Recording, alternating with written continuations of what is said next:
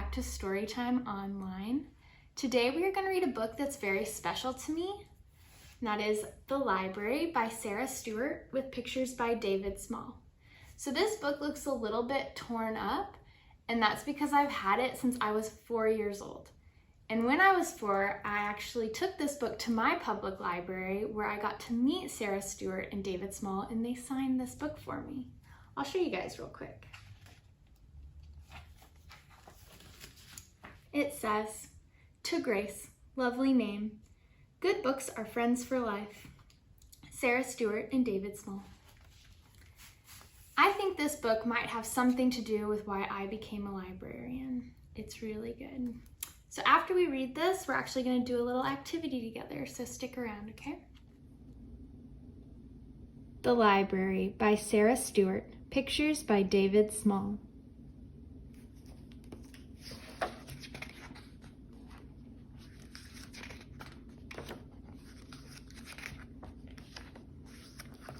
Elizabeth Brown entered the world dropping straight down from the sky.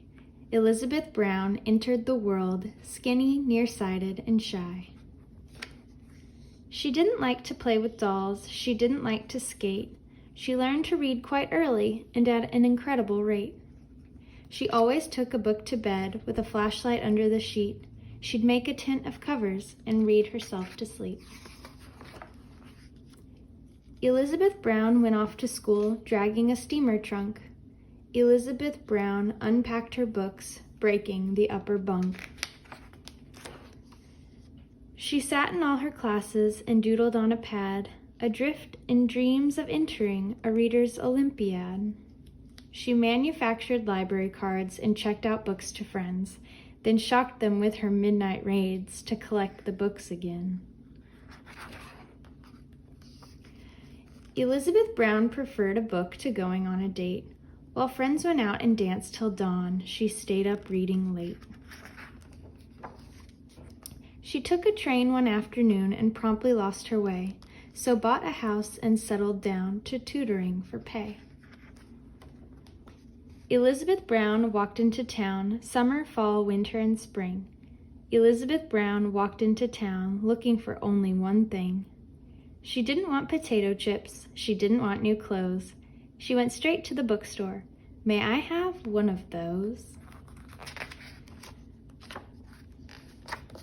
Elizabeth Brown walked right back home and read and read and read. She even read while exercising and standing on her head. She made a list of groceries and tucked them in her book, then lost the list amongst the fruit and left with nothing to cook. She read about Greek goddesses while vacuuming the floor. Attending only to her book, she'd walk into a door. Books were piled on tops of chairs and spread across the floor. Her shelves began to fall apart as she read more and more. Big books made very solid stacks on which teacups could rest. Small books became the building blocks for busy little guests.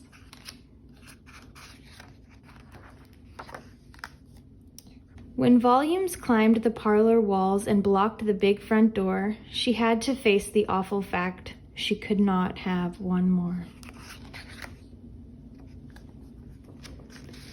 Elizabeth Brown walked into town that very afternoon. Elizabeth Brown walked into town whistling a happy tune. She didn't want a bicycle. She didn't want silk bows. She went straight to the courthouse. "May I have one of those?" The form was for donations. She quickly wrote this line, "I, E. Brown, give to the town all that was ever mine." Elizabeth Brown Free Library.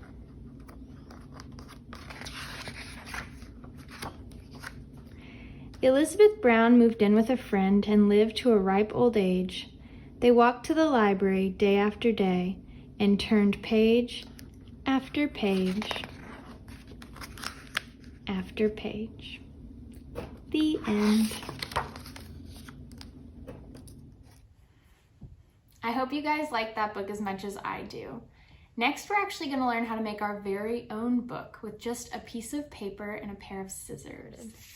The first step is to fold your paper hot dog style. Just like that. And then we're gonna unfold it. We're gonna fold it hamburger style.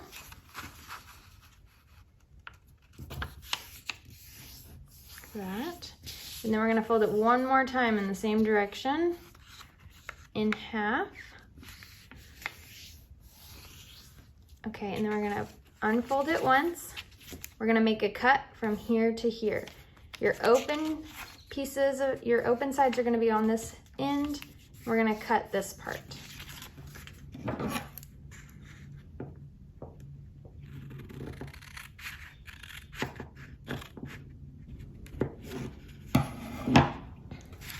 We're gonna unfold it all the way.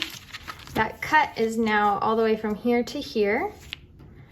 We're gonna fold it back hot dog style. We're gonna lift it up.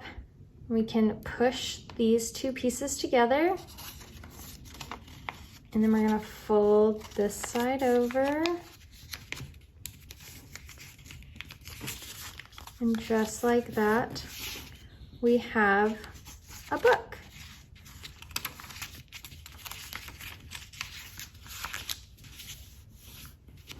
So you can decorate your book, you can write a story inside.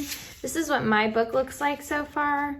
I know that it's gonna be about a shark, but I'm not sure what else is gonna happen yet, so I have to keep working on it, but I think it's gonna be pretty good. So I hope you guys enjoy making your book today.